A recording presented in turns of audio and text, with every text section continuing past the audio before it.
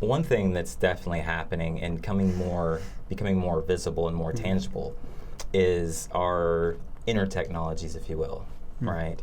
And I see things that might seem out there in terms of their practicality and reliability becoming more and more and more and more like practical. what? Like telepathy, for example. Okay. We're constantly communicating with each other all the time. However, the predominant stance or opinion for most people is like, okay, well, yeah, that's happening more and more and more, but it's not as reliable as my smartphone, for example. Like, I know I can pick up the phone and dial Alan, and you're going to be on the other end. But it's actually more reliable when you really tune in to those levels of awakening. Right. So things like telepathy, which is just, you could say, an evolved form of communication, but it's not even really evolved in the sense like, oh my gosh, now we're tapping into it. It's like where that dimension where the telepathy is occurring is merging with this dimension. And so when you and I both have a knowing and an awareness that we're communicating, then that's when we start to call it more tangible and more real. But even when it's not, it's still happening anyway. Do you see that happening with a lot more people? For sure. You do? Because I do, but I'm only talking to those people, so I don't know if it's really happening in the public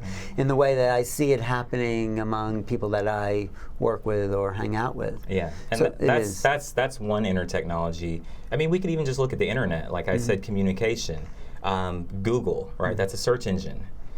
When we ask a question to Google, you can Google just about anything nowadays, right? But like, we are Google in a sense. And so like the ability to have authentic questions coming from inside us and to receive the answer from the infinite intelligence that is accessible in every moment. I like that. So if you have a question, you ask the inner Google like something, and then you could just do like an automatic writing, see what comes out. I mean, I've done that. People do that. The kind of flow. You ask yourself a question, and then you just start writing, and it's surprising what does come through when you're not thinking. Absolutely. Or believing or in the way. The answers do come from this higher level. They do. So that's another one is like the GPS system in our car. At this point, it gets really precise. Like, go 100 yards, turn right. Go 100 yards, turn left. And if you turn right instead of left, it just reroutes you. It just reroutes you. So that technology is something that, once again, it's not new. Just like telepathy is not new, but more and more human beings being able to more consistently and reliably utilize that type of technology. Well, as you say that, I'm thinking of this mystery school I was a part of, where we'd go blindfold and we'd have to be in this like maze, and you have to only rely on your own inner feelings to know the right directions to go to get to the center. And it's like, that's like an inner GPS. It's like, okay, where's the feeling of movement, and this direction doesn't feel right and this direction does, and it's all about fine-tuning that inner sense. So, and I use that every day walking down the streets of Manhattan, that inner GPS. So thank you. That is great. What other inner technologies? Because I really enjoy your perception of that. For sure. Another thing, and this is more being mimicked. It's being mimicked in technology, but also in nature. It's just group consciousness, like the ability for, and this is seen in people who channel collectives of energy. Well, human beings more and more and more consciously, because we're already doing it, are able to operate just like the birds fly in perfect formation, and they can dart off or come right back in. I think the implications of what we'll be able to do with that in terms of our desires and creating and co-creating together is amazing. So group consciousness, the ability to be as one mind or one voice or multiple voices and span in and out of that. No, that's really true, because I've been to a couple of groups that talk about collective consciousness, and there's demonstrations, and everyone gets that. Everyone becomes part of the field, and everyone feels the same thing. So that is another, that's not even beyond the internet or all that. We are already kind of tapping into that. So we have to develop this inner sense of awareness in order to take hold of these gifts.